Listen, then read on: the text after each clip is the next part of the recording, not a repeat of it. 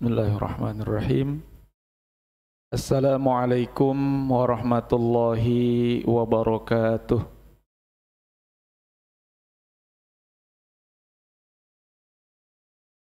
Innal hamdalillah nahmaduhu wa nasta'inuhu wa nastaghfiruhu wa nastahdihi wa natubu ilaih.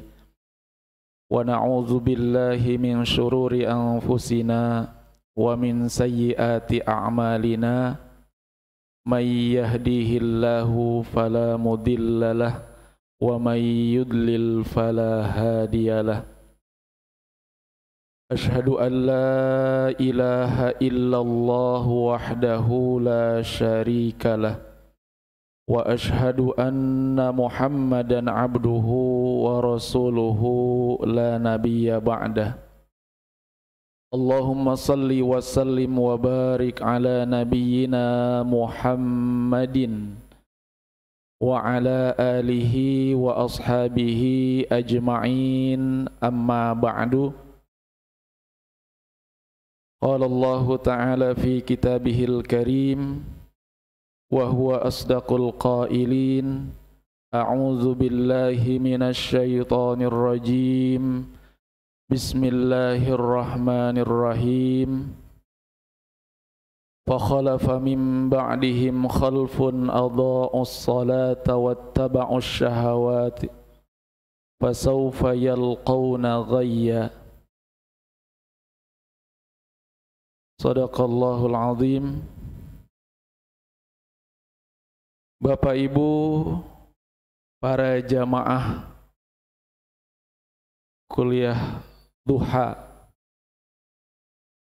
yang insyaallah dirahmati Allah Subhanahu wa ta'ala. Pertama-tama marilah kita panjatkan puji syukur kita ke hadirat Allah Subhanahu wa ta'ala, karena pada kesempatan pagi hari ini kita masih diberikan kesehatan, kekuatan dan kesempatan sehingga kita bisa bersama-sama berkumpul di tempat ini dalam rangka terus mengupgrade diri kita, karena berapapun usia kita, tentu kita tidak pernah merasa cukup dengan ilmu-ilmu yang ada.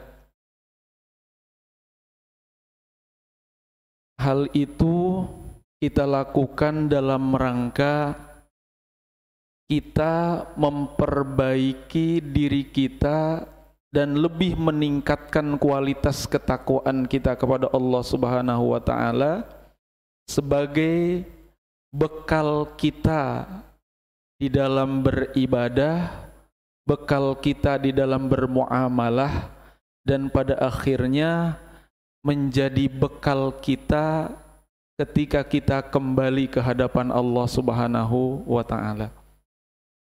Salawat teruntai salam semoga senantiasa tercurah kepada uswah hasanah kita, contoh terbaik kita, yaitu Nabi besar Muhammad sallallahu alaihi wasallam, juga kepada keluarganya dan para sahabatnya, dan juga umatnya ila yaumil qiyamah. Dan kita senantiasa berharap kepada Allah, mudah-mudahan kita nanti di hari akhir akan mendapatkan syafaat dari Nabi besar Muhammad sallallahu alaihi wasallam. Amin ya Allah ya rabbal alamin.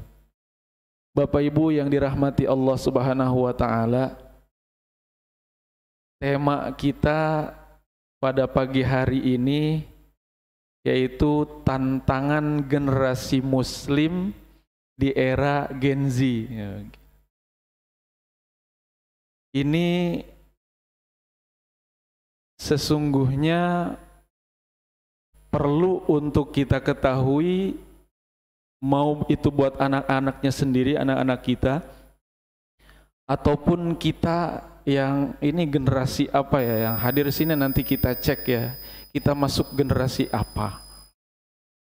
Sesungguhnya penyebutan generasi ini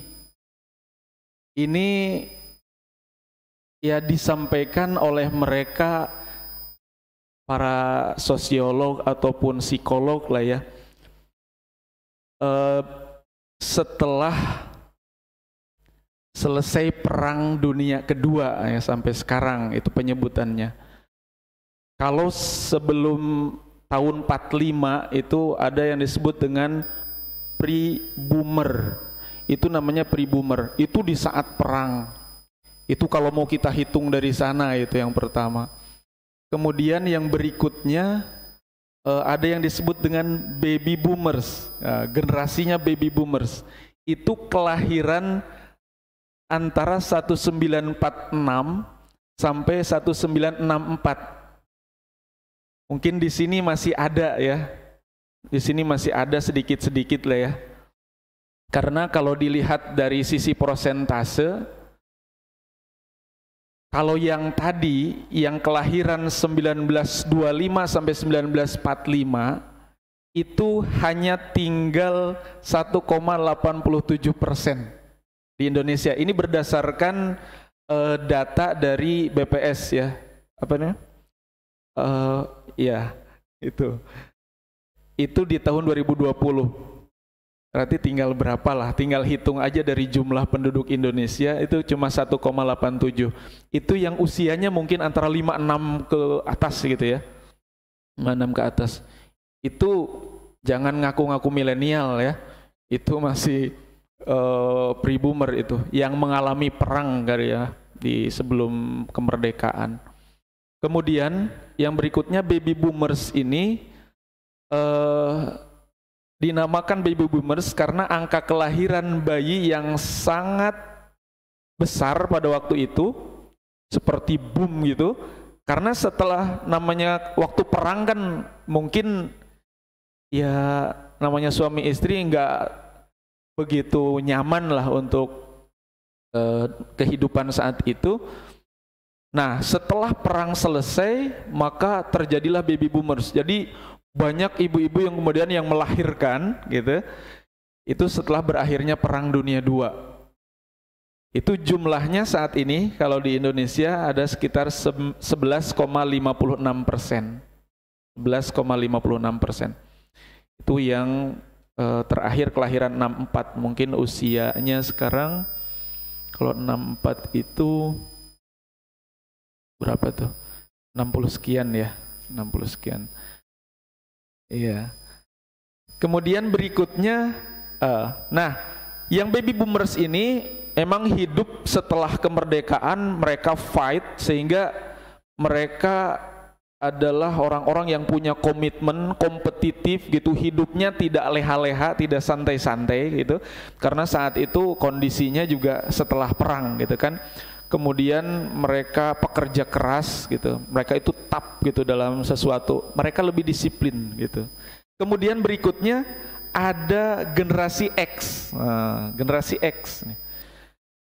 Itu kelahiran antara tahun 1965 sampai 1980.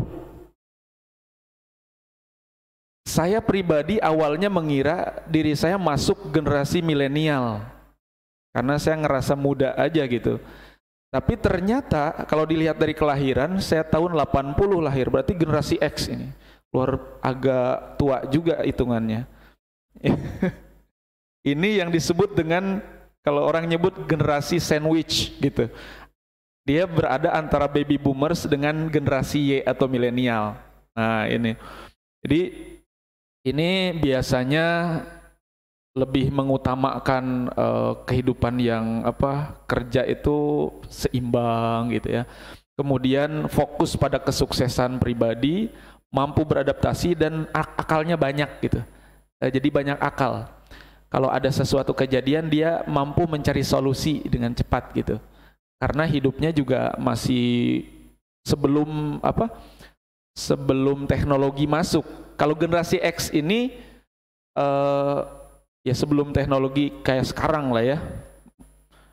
Saat itu mungkin yang punya HP-nya juga paling yang kayak buat nimpuk anjing gitu ya, yang gede-gede gitu. Masih belum ini. Nah ini lumayan banyak ya, generasi X itu saat ini sekitar 21,88%, ya.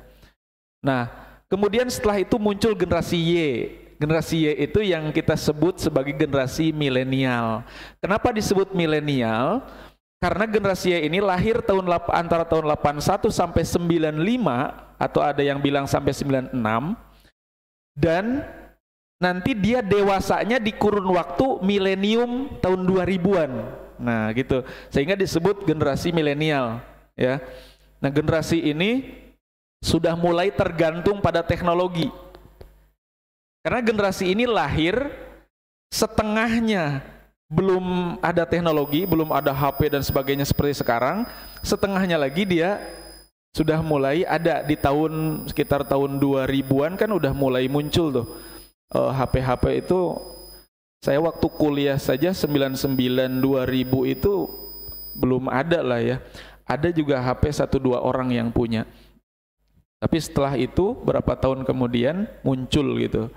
Maka generasi Y ini adalah generasi setengahnya tidak berteknologi, tapi setengah usianya ke sini mulai menggunakan teknologi. Nah, generasi ini karakternya sangat tergantung pada teknologi. Kemudian ambisius, kemudian lebih terbuka terhadap perubahan, dan kemampuan interpersonal yang terbatas. Nah, setelah itu barulah masuk di generasi Z, ya. Awalnya penyebutan generasi ini, Bapak Ibu sekalian, memang didasarkan pada rentang waktu dan perubahan sosial biasanya. Perubahan teknologi, sosial, atau kejadian-kejadian tertentu. Termasuk Gen Z ini atau generasi Z ini, awalnya dulu di Amerika mau dinamain sebagai Homeland Generation atau Homelander. Karena saat itu berdekatan dengan kejadian 11 September itu di tahun 2001. Jadi tapi kemudian oleh seorang psikolog dalam sebuah artikelnya ditawarkan kepada netizen lah, kepada pembacanya, kayaknya ini nama generasi ini bukan Homeland Generation. Bagaimana kalau kita namain generasi Z saja sebagai lanjutan dari generasi Y, milenial. Maka para pembaca saat itu setuju dan akhirnya boominglah yang disebut dengan generasi Z atau Gen Z ini, ya.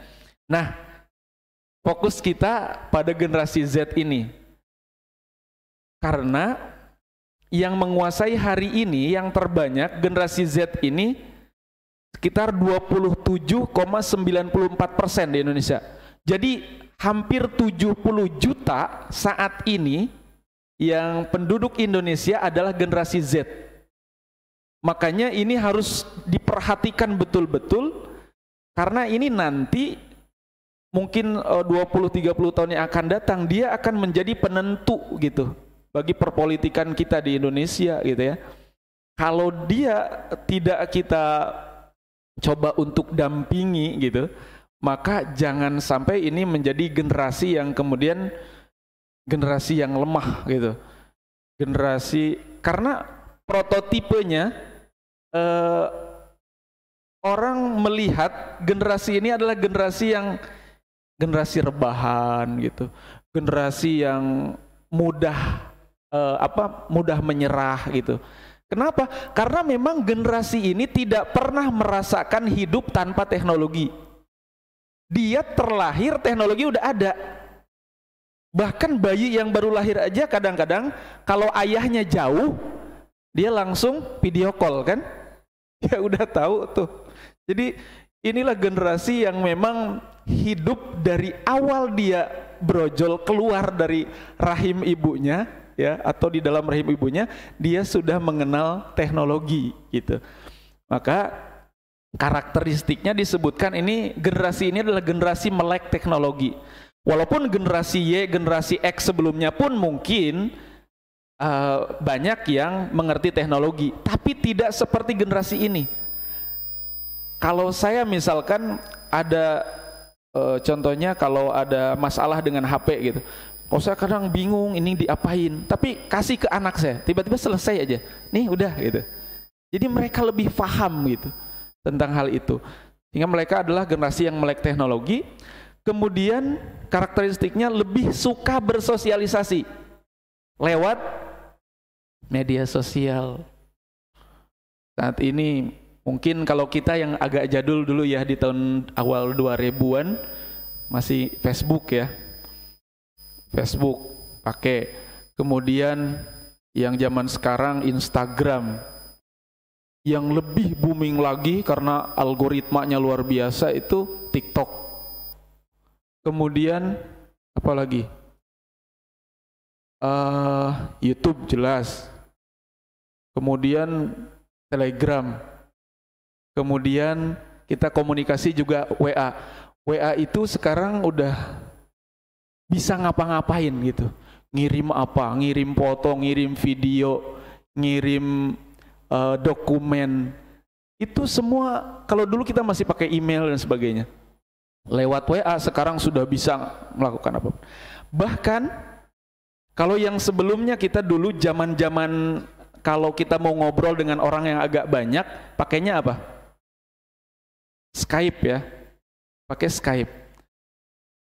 Ketika Skype muncullah 2013 dan itu boomingnya kemarin ketika COVID, itu Zoom.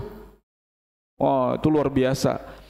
Ketika COVID itu Zoom itu hampir dipakai di semua instansi. Walaupun Skype ada atau Microsoft Teams gitu ada, tapi Zoom ini luar biasa. Setelah Zoom kemudian ada Google Meet gitu ya. Dan sekarang kalau pakai WA, kalau dulu kan terbatas ya 4 orang, terakhir 8 orang. Sekarang sudah bisa banyak dengan pakai grup WA aja. Nah ini perkembangan seperti ini yang memungkinkan seseorang lebih suka bersosialisasi, lebih mudah untuk berkomunikasi. Nah, cuman memang biasanya godaannya kita suka mengumbar privasi kita. Kalau dulu kita foto aja, kita keep simpen sendiri. Sekarang foto disebar di mana-mana. Kita mau foto siapa, mau foto artis siapa gitu. Gampang, tinggal download, cetak kalau mau dicetak gitu. Kita juga dengan sesuka hati kita share kegiatan apa gitu. Kalau nggak di-share kayaknya gimana gitu. Ya. Dan ini luar biasa. Di satu sisi kita memang komunikasi kita lebih mudah, tapi di sisi lain nanti ada bahaya-bahaya gitu ya yang harus kita perhatikan gitu ya. Kemudian anak-anak sekarang karakteristiknya Gen Z ini adalah cepat belajar. Coba aja ketika ngomong apa mereka udah tahu. Anak-anak kita udah tahu tuh. Kita ngomong apa mereka udah tahu. Jadi kalau kita nggak ngikutin mereka gitu, kita akan ketinggalan jauh oleh mereka. Makanya banyak kita dibantahkan sama anak-anak kita karena kita memang ketinggalan gitu. Kadang kita masih berpikir saya harus melakukan sesuatu seperti yang dulu ayah saya, ibu saya lakukan kepada saya dalam pendidikan. Ternyata nggak ngefek ke anak-anak kita, malah tambah ngelawan gitu. Nah ini kemudian memang dengan kondisi teknologi yang seperti itu, anak-anak kita lebih punya banyak ruang untuk berkembang sebenarnya. Kalau itu digunakan dengan positif, ya. Makanya sekarang tiba-tiba ada orang terkenal gara-gara dia banyak muncul di Instagram, banyak FYP di TikTok gitu. Tiba-tiba, muncul orang ini terkenal. Kalau dulu untuk jadi terkenal itu, untuk jadi artis aja, berdarah-darah luar biasa. Kalau sekarang tinggal rajin-rajin aja di TikTok gitu, agak-agak nyeleneh dikit, muncul tiba-tiba orang bercanda, gitu kan? Ini nggak, kadang kita nggak kepikir gitu, kayak gitu. Nah kemudian, Bapak Ibu sekalian, generasi ini adalah tadi memang kalau kita lihat dari sisi kekurangannya adalah mereka sangat tergantung sama teknologi. Sampai dibilang mereka itu 24 jam dengan teknologi. Pengalaman saya di sekolah gitu ya, kan nggak boleh bawa HP tuh, nggak boleh bawa HP. Mereka yang mungkin orang tuanya tidak memperhatikan, kadang-kadang ada aja yang kecolongan gitu, mereka bawa HP ketika kita razia atau apa, ada aja yang bawa. Atau kalau kita mau ngadain kegiatan tertentu, pertanyaan pertama apa? Boleh bawa HP enggak? Gitu. Jadi mereka tuh sangat tergantung sekali, sangat tergantung. Jadi kalau kita kan suka berpikir, kamu ini ketinggalan Quran santai aja, gitu ya. Tapi ketika ketinggalan HP itu kayaknya separuh nyawanya itu di situ. Kayaknya termasuk kita ya. Termasuk kita kayaknya gitu. Ya, kemudian yang kedua kekurangannya adalah tentang kesehatan mentalnya, Bapak Ibu sekalian. Kan anak-anak sekarang itu tiba-tiba misalkan ada temennya yang agak toksik gitu, mereka bilang, wah mental health saya terganggu gitu. Di tempat kerja bosnya ngomelin, bilang mental health-nya terganggu, perlu healing lah apalah gitu. Itu gampang sekali, sangat rentan gitu, sangat mudah menyerah karena mereka lahir dalam kondisi yang sudah enak, serba enak gitu kan. Kemudian yang ketiga, kurangnya keterampilan bersosialisasi dalam dunia nyata. Kalau kita lihat di media sosialnya, wah vokal banget, ngomong ini ngomong itu, tapi ketika ketemu orang dia gak bisa gitu, susah itu mengekspresikan dirinya, susah ngobrol juga susah. Itu kekurangannya. Kemudian kelebihannya memang tadi ya, teknologi media sosial mereka menguasai betul, dan ini nanti kita bisa gunakan untuk hal yang positif gitu. Kemudian mereka juga sangat menghargai keberagaman, walaupun harus hati-hati ketika terjadi misal perbedaan antara gender A, gender B, non-biner. Ada non-biner sekarang yang harus hati-hati. Ketika anak-anak itu menganggap harus toleran kepada sesuatu yang memang dalam Islam tidak ditoleransi gitu. Ada entah itu LGBT atau apa itu, mereka sudah mulai terbiasa dengan bahasa-bahasa itu sehingga mereka menganggap bahwa hal itu adalah hal yang normal. Nah, hati-hati ini. Bahwa di satu sisi mereka toleran terhadap perbedaan, tapi di sisi lain kita harus hati-hati karena ada hal yang dalam Islam kita nggak bisa mentoleran hal itu gitu, ya. Kemudian juga mereka peka terhadap isu global. Mereka tahu bagaimana perubahan iklim, bagaimana tentang apa kesetaraan gender dan sebagainya gitu. Mereka paham tentang itu, ya. Nah, Bapak Ibu yang dirahmati Allah Subhanahu wa taala, ketika kita bicara generasi seperti ini, sebenarnya kalau kita ini tolok ukurnya sebenarnya apakah memang generasi ini itu, kalau ada pertanyaan, apakah generasi ini lebih jelek daripada generasi sebelumnya? Belum tentu. Ya. Jadi kita jangan mengejudge anak-anak kita ini, wah kalian ini memang nggak bisa diharapkan, wah generasi yang ginilah, generasi yang gitulah, generasi apa namanya strawberry lah, generasi yang lemah lah, atau generasi yang apa. Bapak Ibu yang dirahmati Allah, mereka lahir tidak atas permintaan mereka, lahir di generasi Z ini. Kalaupun teknologi sudah berkembang, karena memang ya kondisinya begitu, kita nggak bisa menyalahkan mereka, nggak bisa menyalahkan mereka. Akan tetapi satu hal yang perlu kita ingat, entah itu generasi tadi pre-boomers, baby boomers, generasi X, generasi Y atau milenial, ya, generasi Z, atau bahkan nanti ada 2013 sampai katanya 2025 itu ada namanya generasi Alpha atau Post Gen Z. Itu apapun generasinya sebenarnya, kita kalau kita berpegangnya pada Islam gitu, kalau kita berpegangnya pada Islam, sesungguhnya Islam kan tidak mengatur, oh kalau generasi ini harusnya Qur'annya dirubah jadi begini, kalau generasi ini nanti hadisnya harus dirubah jadi begini. Tidak. Quran itu, hadis itu berlaku sejak dulu, sekarang, dan yang akan datang. Itu yang harus jadi pegangan kita.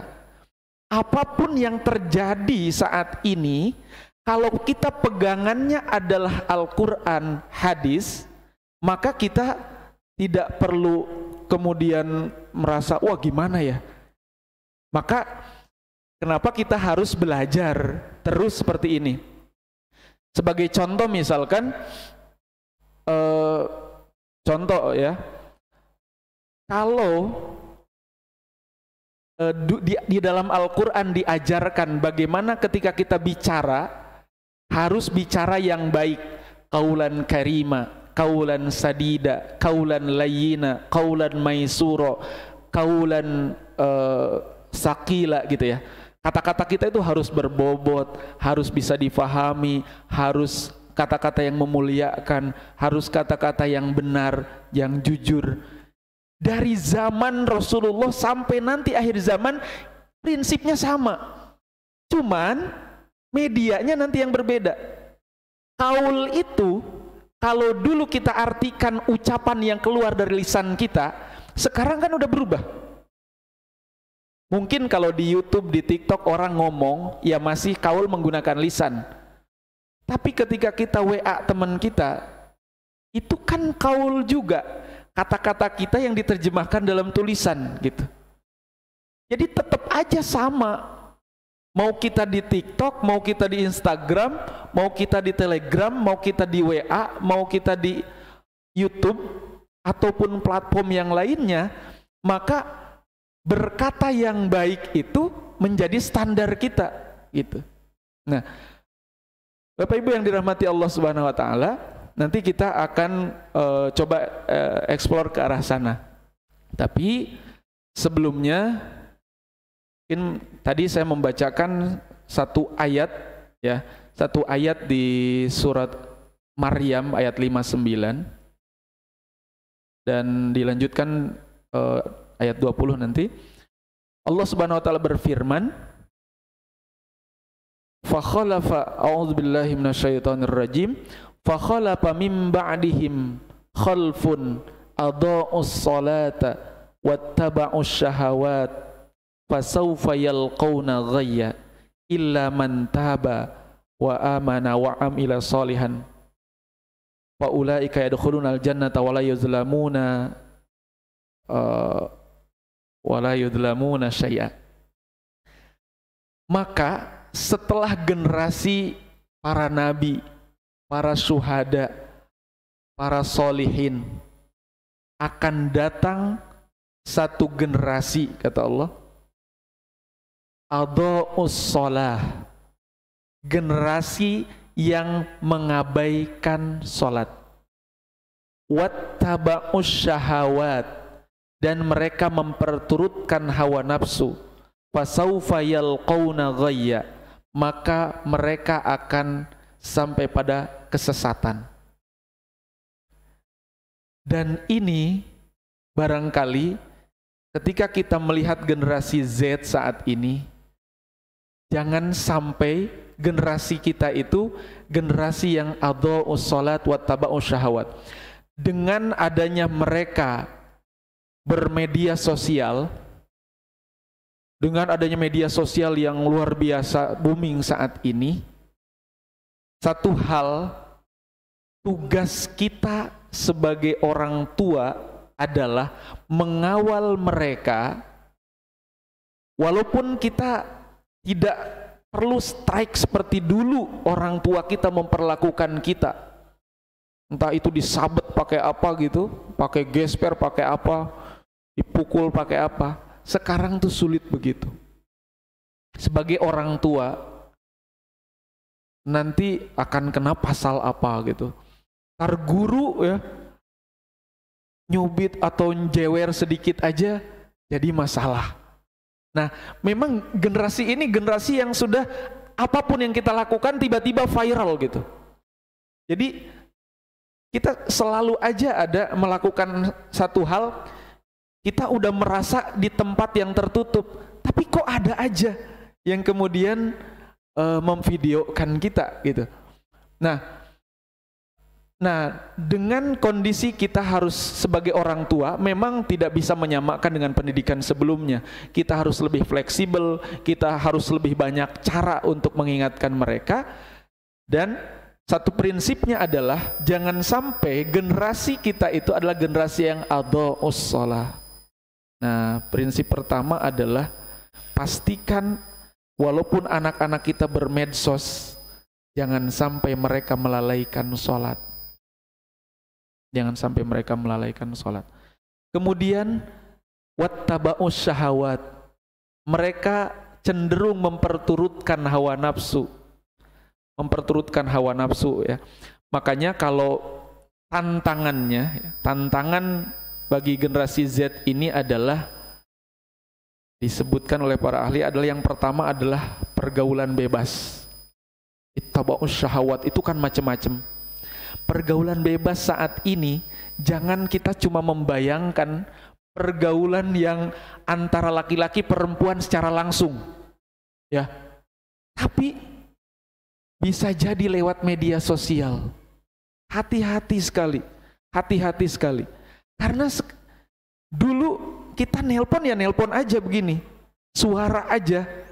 Tapi sekarang sudah bisa video call, sudah bisa macam-macam gitu.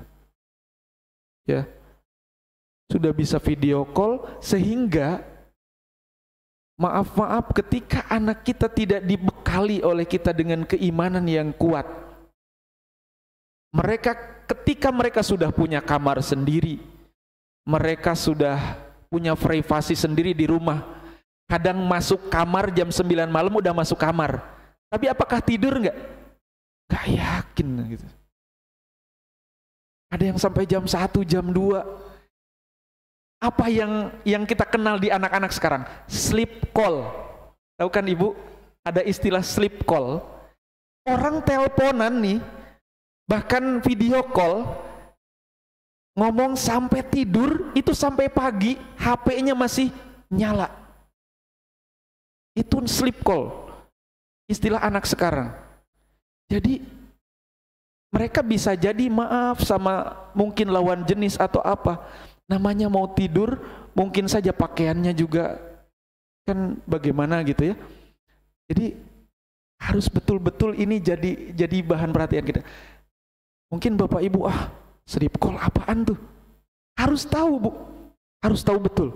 Jadi kalau kita browsing apa gitu, itu kita cari istilah-istilah anak-anak.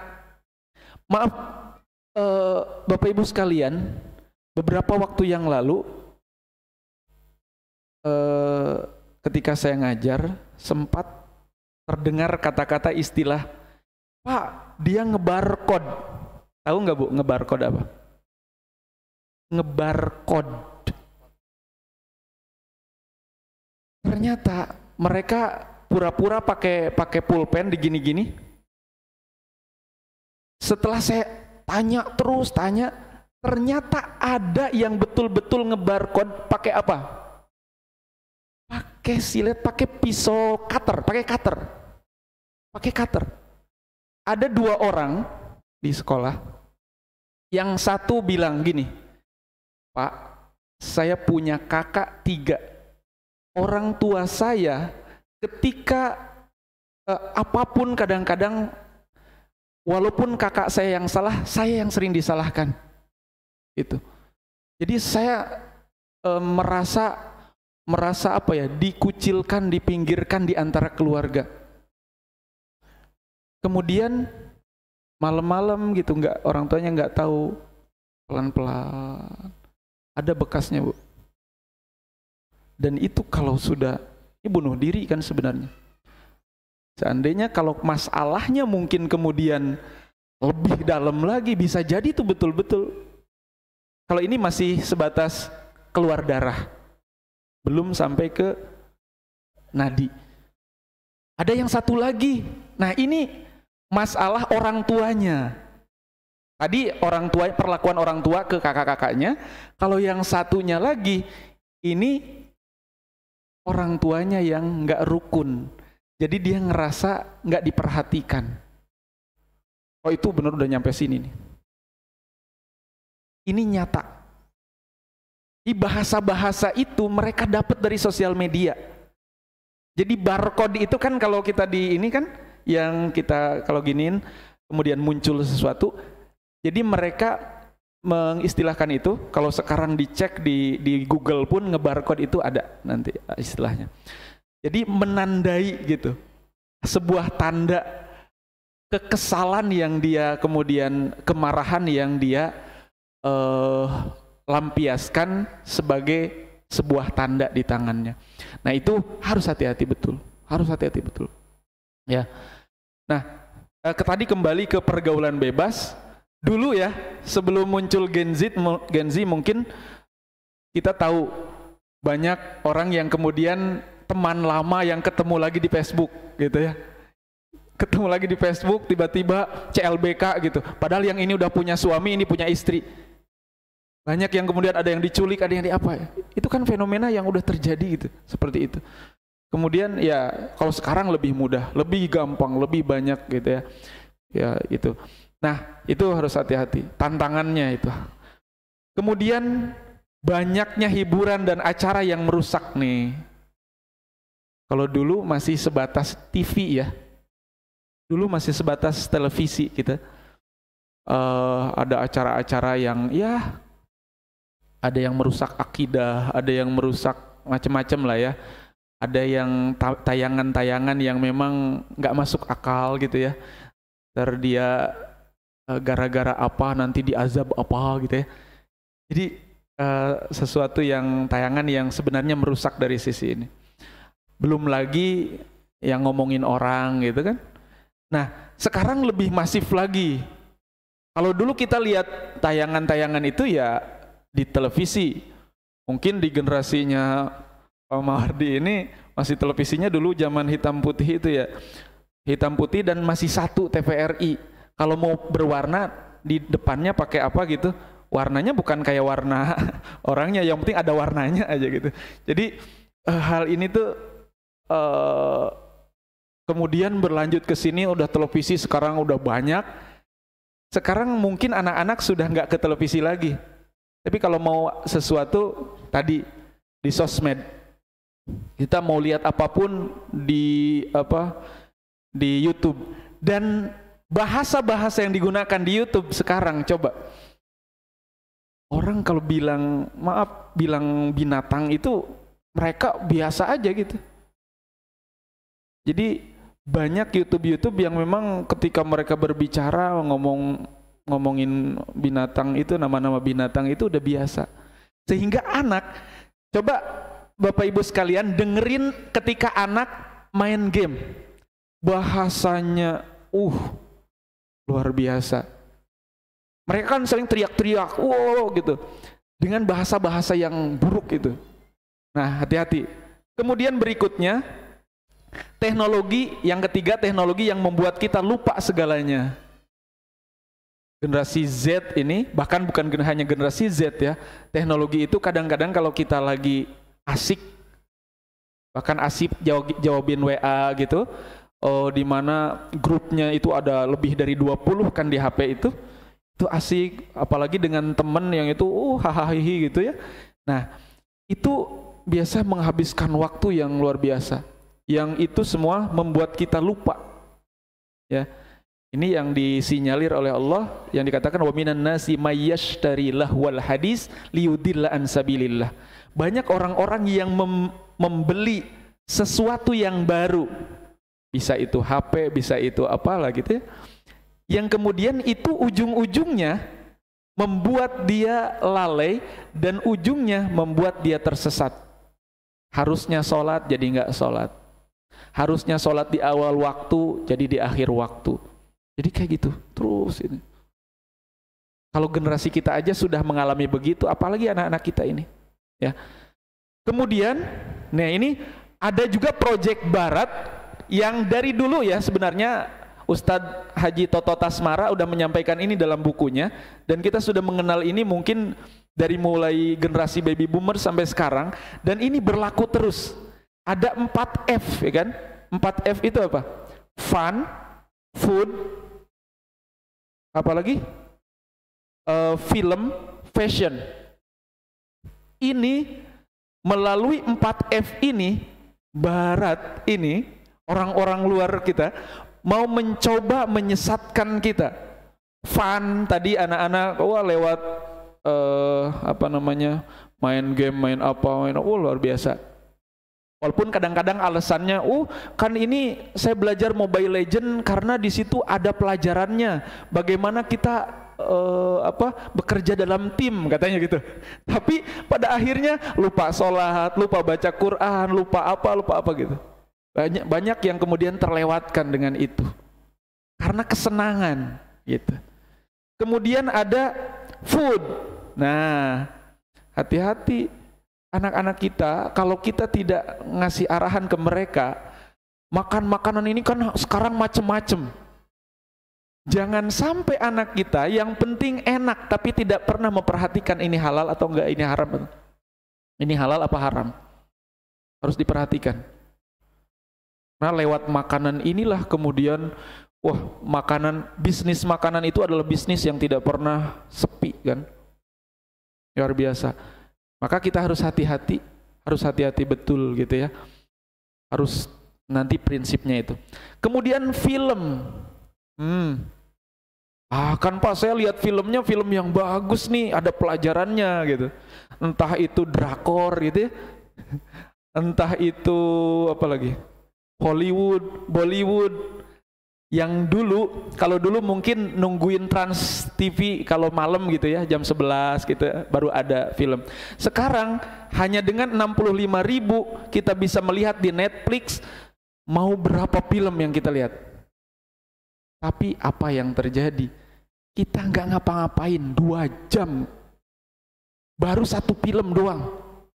Apalagi kalau penasaran ke film berikutnya, ya kita nggak ngapa-ngapain.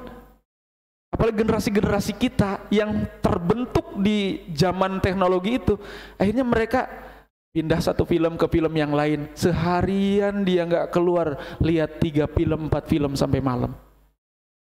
Lupa sholat, kadang lupa makan, lupa ngapain. Itu hati-hati.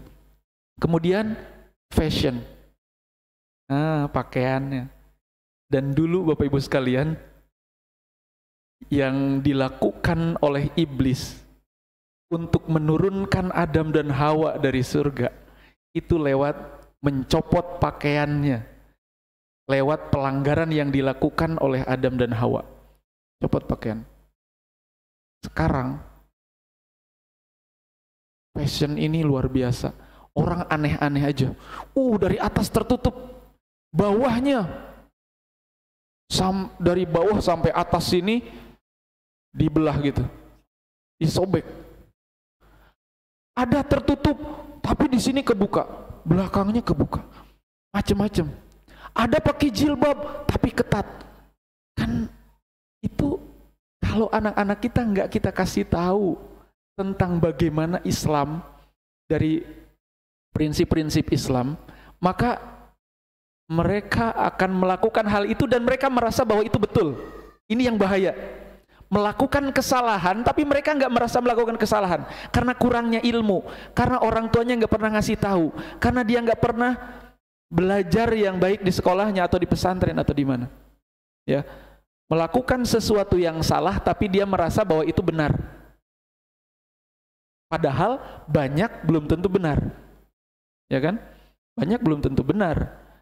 Ya, oleh karenanya Bapak Ibu yang dirahmati Allah Subhanahu wa taala, solusi dari tantangan itu adalah yang pertama, perbanyak ilmu ya kita dan juga anak-anak kita. Turunkan ilmu itu ke anak-anak kita, kasih tahu Prinsipnya adalah bahwa Islam terdiri dari apa? Akidah, ibadah, muamalah, akhlak. Akidah, ibadah, muamalah, akhlak. Itu perhatikan itu, ya, perhatikan itu. Pertama, bolehlah bahwa anak-anak sekarang udah melek teknologi. Tapi ketika mereka menggunakan teknologi, apakah kemudian menggeser akidah mereka atau tidak? Jangan sampai mereka mempertuhankan teknologi itu. Karena mereka tidak kenal Allah. Tugas kita adalah mengenalkan mereka kepada Allah. Bahwa segala yang ada, yang mereka lihat, teknologi atau apapun, itu ada penciptanya, yaitu Allah. Gitu. Ketika mereka sudah kenal Allah, maka apapun yang mereka pegang, mereka insya Allah aman. Ya. Makanya iman, Islam, ihsan, rukun agama yang 3 ini perkuat. Kasih tahu mereka tentang siapa Allah, kemudian sifat-sifat Allah, asma-asma Allah, kemudian tentang malaikat, tentang kitab-kitab, tentang iman kepada hari akhir, tentang iman kepada para rasul, iman kepada hari akhir, iman kepada qada dan qadar, dan konsekuensinya bagi mereka sebagai seorang muslim. Kalau mereka pegang ini, maka insya Allah keimanan itu tidak bergeser. Mereka tahu bahwa ada malaikat yang selalu mengawasi, yang selalu mencatat. Mereka tahu bahwa dia hidupnya harus mengikuti teladan Rasul. Gitu. Mereka tahu kalau hidup ini ada akhirnya, bahwa suatu saat kita akan mempertanggungjawabkan apa yang kita lakukan di dunia ini nanti setelah hari akhir. Mereka tahu bagaimana tentang qada dan qadarnya Allah, sehingga hidup mereka tidak terombang-ambing dan mereka merasa bahwa mereka mengalami atau mudah menyerah terhadap sesuatu. Nah, kemudian Islam ini nanti mencakupnya masalah ibadah tadi, keislaman kita. Bagaimana sholatnya? Perhatikan sholatnya. Maka kenapa walaupun anak belum dewasa, dari sejak kecil, bagaimana Rasulullah memerintahkan agar anak-anak itu diperintahkan sholat ketika usia berapa? 7 tahun. Apakah 7 tahun sudah dewasa? Balik? Belum. Ya. 7 tahun diperintahkan, tapi hanya diingatkan saja atau dicontohkan. Kalau kita dicontohkan lebih baik, dibawa gitu sholat dan sebagainya. Tapi minimal diingatkan. Nak, sudah zuhur, sholat ya. Anak itu mau sholat atau tidak, tapi tiap waktu kita ngingetin. Bayangin, 10 tahun kata Rasulullah apa? Pukullah kalau dia tidak mau melaksanakan sholat. Tuh, pukulnya pukul ghairu mubarrah, yang tidak melukai, tapi sebagai pukulan bahwa kita tidak senang kalau dia tidak sholat. Jadi kalau kita dari 7 tahun, 8, 9, 10, 3 tahun kali seharinya diingatkan 5 kali, maka kayaknya nggak mungkin deh 10 tahun dia nggak mau sholat. Kalau kita mau ngikutin apa yang Rasulullah sampaikan, ingetin terus sampai 10 tahun. 10 tahun belum dewasa tapi diingetin, nak sholat ya, gitu. Jadi lebih kencang lagi. Nah, ini yang harus kita lakukan. Jadi jangan cuek. Ibunya kerja, ayahnya kerja, dia di rumah sendiri atau di rumah sama entah itu bibi atau siapa, dan kita tidak ngasih tahu ke si bibi agar nyuruh sholat dan sebagainya. Akhirnya anak los. Ketika sudah dewasa sudah susah. Ibaratnya kalau pohon masih kecil kita masih bisa bentuk apapun gitu. Tapi ketika pohon sudah besar dibentuk sekali itu patah gitu. Patah. Jadi sulit ya, sulit. Maka kita harus punya kesadaran itu. Sadarkan mereka untuk melakukan sholat. Kemudian puasa, ya, puasa harus, walaupun kalau masih kecil, masih setengah hari dan sebagainya, itu, tapi kita terus untuk mengajak mereka untuk melakukan itu. Kemudian zakat dan sebagainya, ya. Nah, kemudian ada ihsan. Ihsan ini adalah Bagaimana membentuk anak-anak ini merasa selalu diawasi oleh Allah. Anta'budallaha ka'annaka tarahu fa illam takun tarahu fa innahu yaraka. Bagaimana kita melatih muraqabatullah, melatih selalu merasa diawasi oleh Allah, sehingga diajarkan kepada mereka, nak, ayah mungkin tidak tahu kamu nggak sholat atau kamu melakukan apapun, ibu mungkin nggak tahu, akan tetapi Allah selalu melihat kita. Itu harus diajarkan dari semenjak kecil, ya. Walaupun mereka megang gadget, megang apa, tapi prinsip-prinsip itu harus terus diajarkan, ya. Prinsip itu harus diajarkan. Dan kita kan seringkali ngerasa bahwa khawatir atau takut kepada anak-anak kita nanti kalau sepeninggal kita mereka tidak dapat kerjaan yang baik, mereka kelaparan, mereka apa. Kadang-kadang hal itulah yang membuat kita melakukan berbagai macam cara, gimana anak saya bisa bekerja, gimana anak saya bisa punya profesi yang baik. Tapi kita tidak pernah berpikir seperti yang difikirkan oleh Ya'qub alaihissalam. Ketika dalam surah Al-Baqarah ayat 133, Allah berfirman, A'udzubillahi minasyaitonirrajim. Am kuntum syuhada'a idh hadara Ya'qubal maut idh qala li banihi ma ta'buduna min ba'di qalu na'budu ilahaka wa ilaha abaika Ibrahim wa Ismaila wa Ishaqa ilaha wahida wa nahnu lahu muslimun. Apakah kalian menjadi saksi gitu? Mungkin tahukah kalian ketika Yakub sudah mendekati ajalnya, apa yang dikatakan oleh Nabi Yakub alaihissalam? Ma ta'buduna min ba'di, wahai anak-anakku, apa yang akan kalian sembah setelahku? Nabi Yakub mengkhawatirkan akidah anak-anaknya, anak keturunannya, ya. Qalu na'budu ilahaka wa ilaha abaika Ibrahim wa Ismail wa Ishaq ilaha wahida. Kita harus memastikan jawaban anak-anak kita sama dengan jawaban anak-anak keturunan Nabi Yakub alaihissalam. Kami akan menyembah Tuhanmu dan Tuhannya Ibrahim, Ismail, Ishak, yaitu Tuhan yang satu, yaitu Allah. Kita bisa tenang menghadap Allah Subhanahu wa taala saat akidah anak-anak kita terjaga. Walaupun mereka generasi Z yang penuh dengan luar biasa godaan dan cobaan, tapi ketika prinsip itu sudah kita tanamkan kepada anak-anak kita, akidah, ibadah, sudah kita tanamkan, ketika kita meninggalkan mereka, apapun zamannya, gak penting apapun zamannya, generasinya namanya generasi apa, akan tetapi saat mereka berpegang kepada la ilaha illallah Muhammadur Rasulullah, maka kita tenang.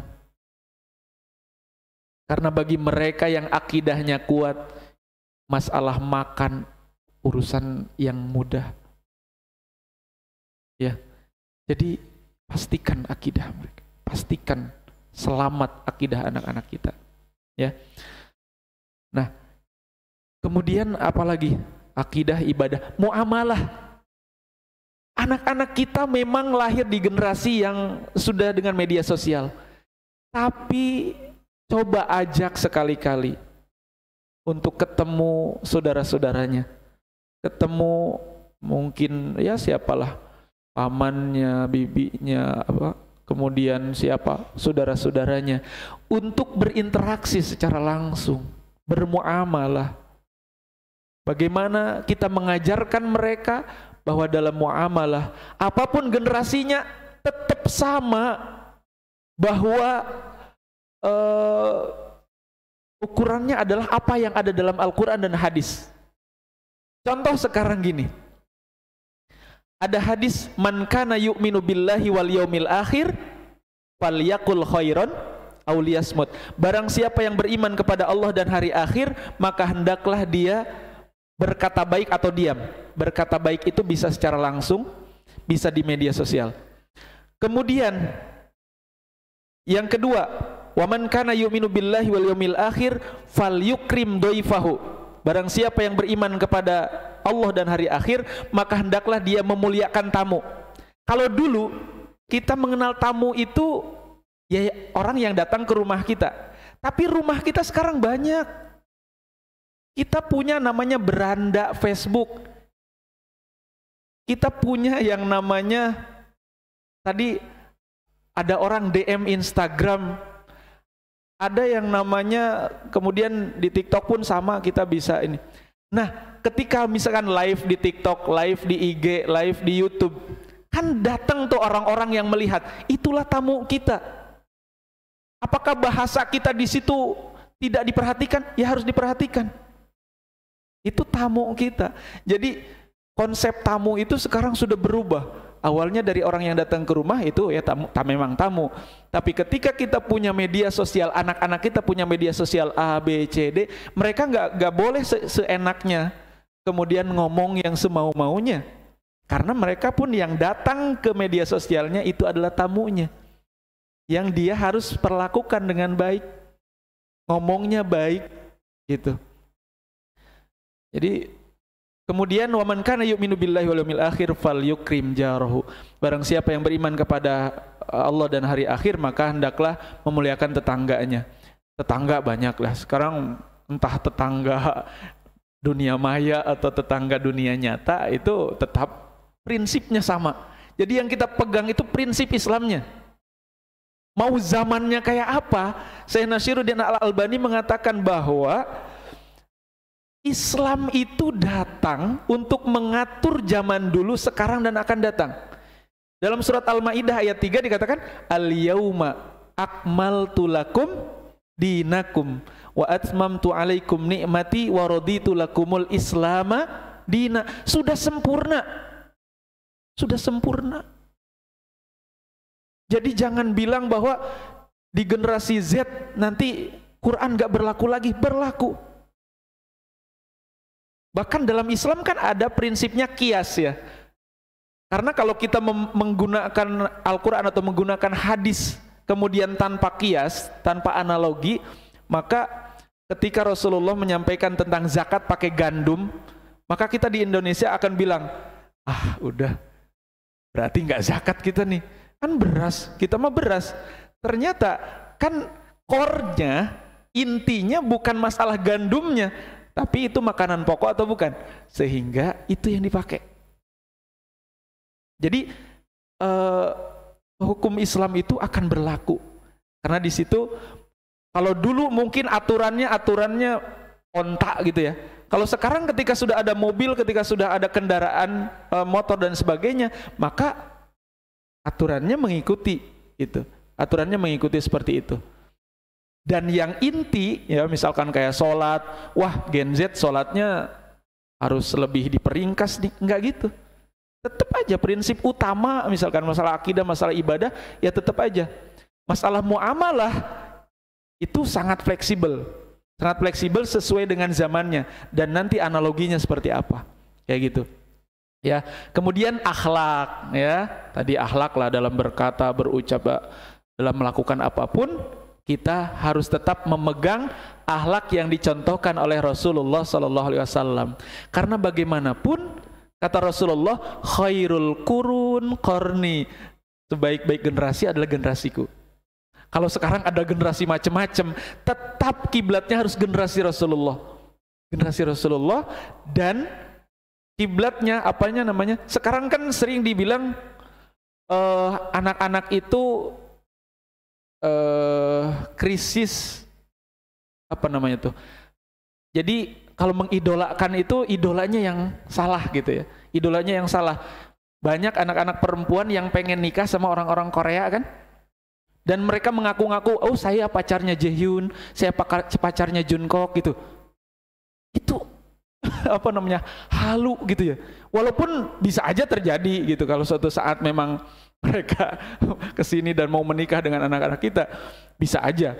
Tapi banyak hal yang kemudian membuat mereka berhalusinasi, apalah namanya gitu. Nah,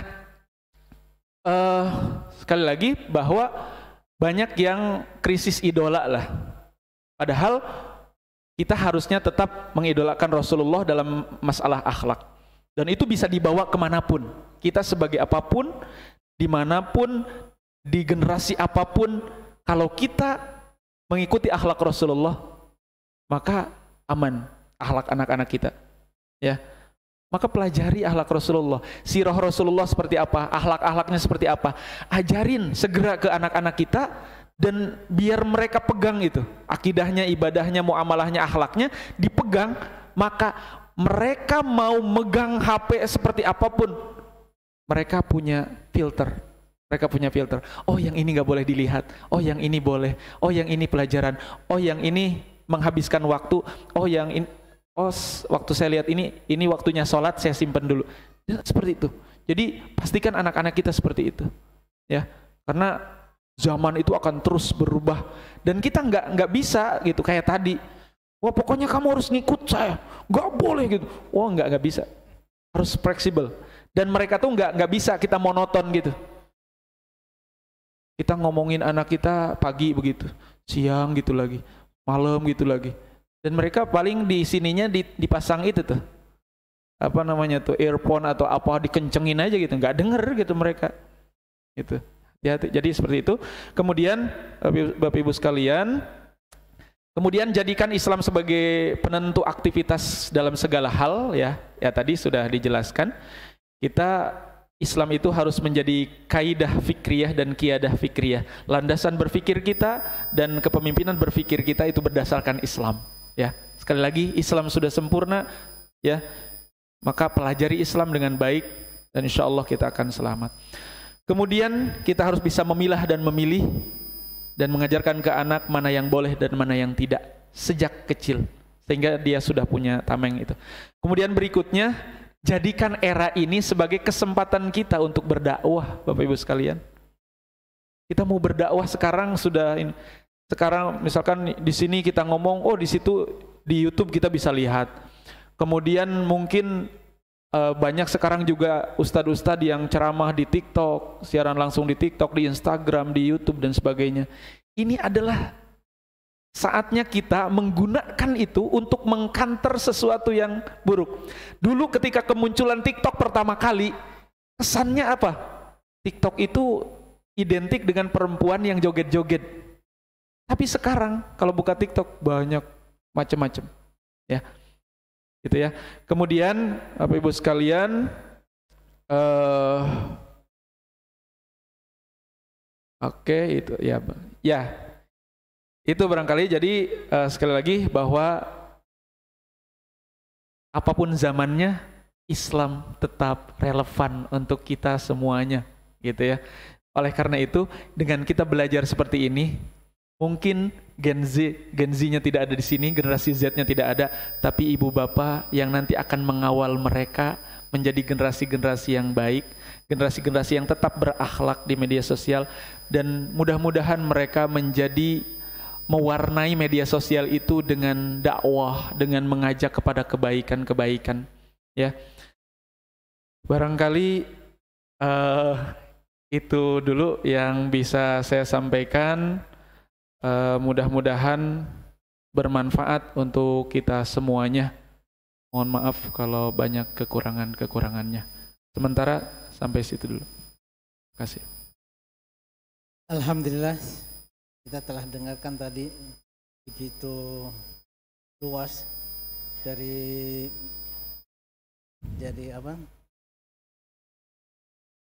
tahun 1925 sampai sekarang ini, dari generasi tadi boomer langsung ke generasi X, generasi Y dan generasi Z, Gen Z. Nah ini tadi telah disampaikan begitu, tapi pokok awalnya itulah kita bahwa kita tetap harus menanamkan akidah, ibadah, muamalah dan akhlak kepada kita, dan kemudian juga iman, Islam dan ihsan. Jadi itulah kajian kita pada ini, dengan begitu banyak permasalahan kepada generasi kita saat ini, kita telah mengetahuinya apa yang akan kita kerjakan kepada anak-anak kita ini dan pada cucu-cucu kita. Jadi itulah tadi kajian kita, dan kepada bapak-bapak dan ibu-ibu yang masih galau atau bingung, silahkan bertanya langsung kepada Pak Ustadz. Banyak bapak-bapak ada yang bertanya? Apa masih bingung Pak? Iya. Atau sudah mengerti semua. Oke, Mbak, ibu-ibu, ada yang bertanya? Ya, silakan ke sini Bu, ke depan sedikit. Ya.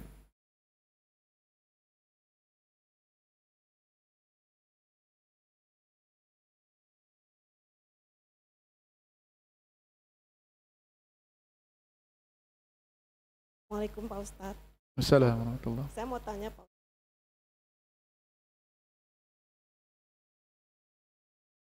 Ustadz, gila.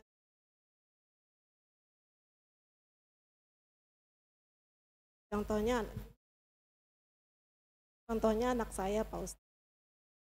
Sebetulnya dia tuh anak pintar dan tidak bukan anak rumahan, ya, anak kuyuran. Pas pikiran COVID 3 tahun dia di rumah terus, akhirnya sampai sekarang udah kuliah, anak saya tuh sampai tergila-gila gitu. Kalau saya bilang dia sholat deh, iya, tapi nggak sholat, nggak jalan. Biasanya waktu masih kecil, masih SD, SMP, udah aja kumandang dia langsung sholat mah tangan sama sedih gitu loh Pak Ustadz. Kok makin beranjak dede makin dia jauh dari Tuhan gitu. Jadi gimana sih caranya kembali lagi?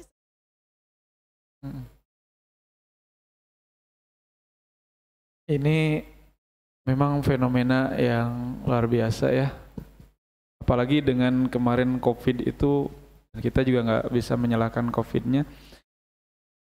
Dengan kondisi anak tidak banyak aktivitas gitu ya, mereka pada akhirnya terpapar dengan gadget seperti itu.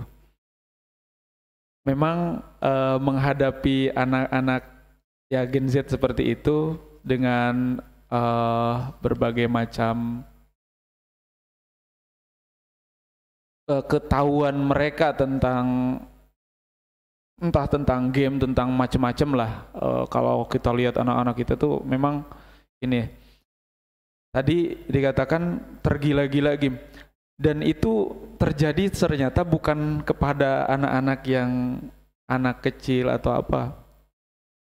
Mereka yang sudah terbiasa main game ya, itu kan apa ya, adiksi ya, edik gitu. Jadi membuat mereka ketagihan karena dari level ini mereka terus ngejar gitu, seperti itu.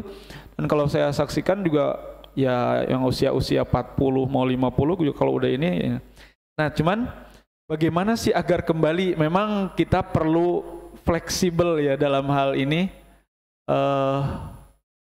Bagaimana caranya bahasa, saya kira bahasa yang meluluhkan mereka itu. Karena di satu sisi bahwa generasi ini adalah generasi yang berbeda gitu, generasi yang punya referensi yang banyak, generasi yang tahu banyak walaupun tidak tahu secara detil. Akhirnya kalau kita cut juga mereka pun nggak bisa gitu, sulit gitu. Maka mungkin bisa didekati, dikasih pemahaman yang sesungguhnya mereka pun mungkin udah paham tentang kewajiban gitu ya. Tapi gimana caranya untuk bahasa yang kira-kira menyentuh mereka lah. Entah mereka diingatkan tentang tanggung jawab kita sebagai orang tuanya, entah bahwa mereka itu kayak tadi ya, bahwa hidupnya itu tidak akan selamanya, bahwa suatu saat dia harus punya tanggung jawab dan lain sebagainya, bahkan tanggung jawab tertingginya nanti di akhirat dan lain sebagainya. Tapi memang mereka itu nggak bisa monoton gitu, nggak bisa mereka itu kita melakukan cara-cara yang seperti kita lakukan kepada yang dilakukan oleh orang tua kita ke anak kita tadi. Jadi gimana kita harus berpikir lebih kreatif lagi, gimana caranya ini agar anak ini. Jadi saya kira semua tahu gimana titik lemah anak ini gitu, titik lemahnya lah gitu ya. Saya kira ibu atau bapak yang lebih tahu dengan anaknya. Tapi ujung-ujungnya satu hal ya, yang saya sering mendengar tentang kejadian-kejadian tentang seorang anak yang bandel dan lain sebagainya. Ujungnya kalau kita sudah melakukan berbagai macam cara, ujungnya adalah doa. Ujungnya adalah doa gitu. Kadang anak itu tidak sadar, bahkan dalam ketika kita masih mungkin setahun 2 tahun kita lihat kok nggak berubah-berubah gitu. Tapi ada satu titik di mana doa kita itu kemudian Allah kabulkan, di saat itu dia akan kemudian kembali gitu. Mengembalikan memorinya gitu. Seperti itu. Dan itu banyak terjadi, apalagi doa ibu ya. Ini doanya nih. Doa ibu kan dikabulkan katanya. Kemudian apalagi doa ibu kemudian yang dilawan sama anaknya, dizolimi itu kan. Doa orang yang terzolimi itu kan tembus ke langit. Apalagi doanya habis tahajud, itu triple kill gitu. Maka jangan pernah berhenti mengingatkan, cari caranya. Entah misalkan, ya mungkin kita harus keluar modal sedikit. Kamu sholat, nanti kalau kamu bisa sholat nanti entah dibeliin apa atau apa. Mungkin di awalnya seperti itu. Tapi pelan-pelan kita memberikan pemahaman-pemahaman yang sekiranya membuat mereka tersadarkan, atau cari apa yang membuat titik lemah mereka gitu ya, sebagai anak kita tahulah pasti, sehingga dia bisa. Tapi jangan pernah berhenti aja. Satu, jangan pernah berhenti untuk mengingatkan. Yang kedua, anak Gen Z itu kalau kita marahin emang sulit, maka harus lebih fleksibel. Itu satu, harus lebih fleksibel. Kemudian jangan monoton, cari cara terus gitu ya. Entah itu kita harus mengeluarkan ongkos berapa gitu, entah kayak itu. Ntar kalau ini kamu bisa terbiasa sholat, mungkin setahun sekali kita jalan umroh deh gitu atau gitu, entar lah, itu sesuai dengan kondisi kita, keluarga kita dan kemampuan kita. Jangan pernah berhenti mengingatkan, jangan pernah berhenti mendoakan, karena akan ada satu titik di mana anak itu tersadar. Apalagi kita sebagai orang tuanya, apalagi kita sebagai ibunya.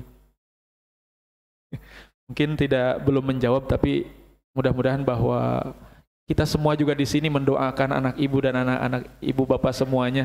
Mudah-mudahan mereka menjadi anak-anak yang tidak terpapar sebagai generasi Z atau generasi Alpha setelah ini. Mereka tetap berpegang teguh kepada nilai-nilai iman, nilai-nilai keislaman ya, gitu. Baik, cukup Bu. Mudah-mudahan bisa kita terima semua. Sebab kejadian ini bukan menimpa anak ibu saja, semua kami sendiri di rumah begitu juga.